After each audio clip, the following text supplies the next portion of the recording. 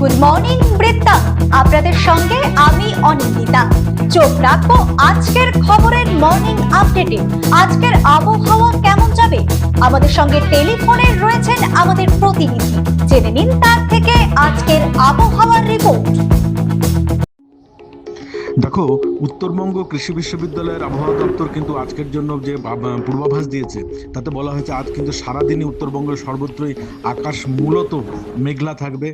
পাশাপাশি দু একটি জায়গায় বজ্রবিদ্যুৎ সহ বৃষ্টি কিন্তু সম্ভাবনা রয়েছে। বিক্ষিপ্তভাবে ভারী বৃষ্টি হতে পারে একেবারে উত্তরের আলিপুরদুয়ার জেলাতে।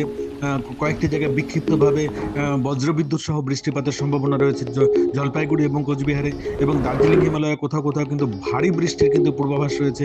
অন্যদিকে উত্তর দিনাজপুর জেলার ক্ষেত্রে বলা হয়েছে বিক্ষিপ্তভাবে কয়েকটি জায়গায় বজ্রবিদ্যুৎ সহ মাঝারি থেকে ভারী বৃষ্টি হতে পারে। পাশাপাশি মাঝিহানের আবহাওয়া দপ্তর থেকে যেটা বলা হয়েছে তাতে মালদা এবং দক্ষিণ দিনাজপুরের ক্ষেত্রে কিন্তু মাঝারি বৃষ্টির সম্ভাবনা রয়েছে। আকাশ মূলত মেঘলা থাকবে। দিনের সর্বোচ্চ তাপমাত্রা কিন্তু 33 ডিগ্রি সেন্টিগ্রেড এবং সর্বনিম্ন 26 ডিগ্রি সেন্টিগ্রেডের কাছাকাছি থাকবে। পাশাপাশি বাতাসের সর্বোচ্চ আপেক্ষিক আর্দ্রতার পরিমাণ 93% মতো থাকবে, এমনটাই পূর্বাভাস দিয়েছে আবহাওয়া দপ্তর। জেনে নেব গত 24 ঘন্টার খবরের দুরন্ত আপডেট।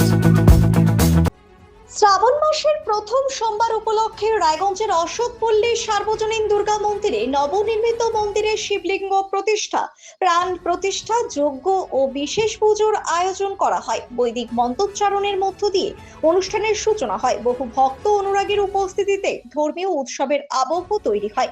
আয়োজকদের পক্ষ থেকে জানানো হয়েছে ভবিষ্যতেও মন্দিরের নিয়মিত ধর্মীয় কর্মকাণ্ড অনুষ্ঠিত হবে।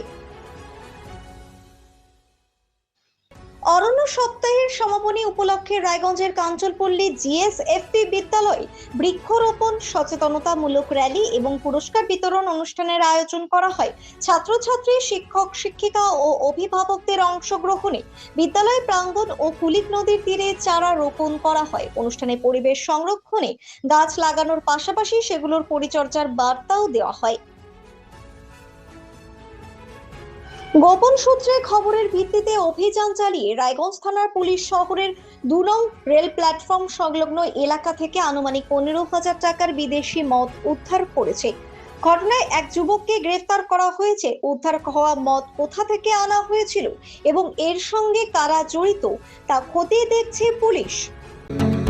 প্রতিদিনের প্রতি মুহূর্তের খবরের আপডেট পেতে চোখ রাখুন নিউজ বৃত্তান্তের ফেসবুক পেজে। সাবস্ক্রাইব করুন নিউজ বৃত্তান্ত ইউটিউব চ্যানেলকে।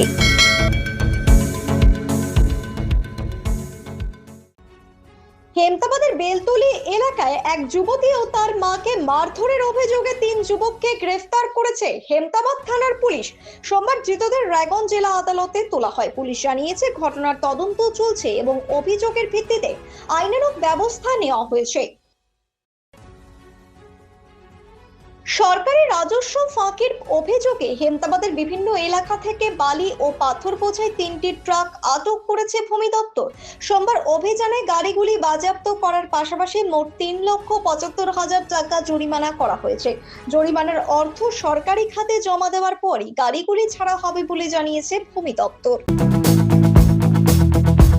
গুড মর্নিং বৃত্তান্ত আজ এই পর্যন্তই। ঘরে বাইরে খবরে থাকুন, চোখ রাখুন নিউজ বৃত্তান্তে। নিউজ বৃত্তান্ত, হলুদ নয়, স্বচ্ছ।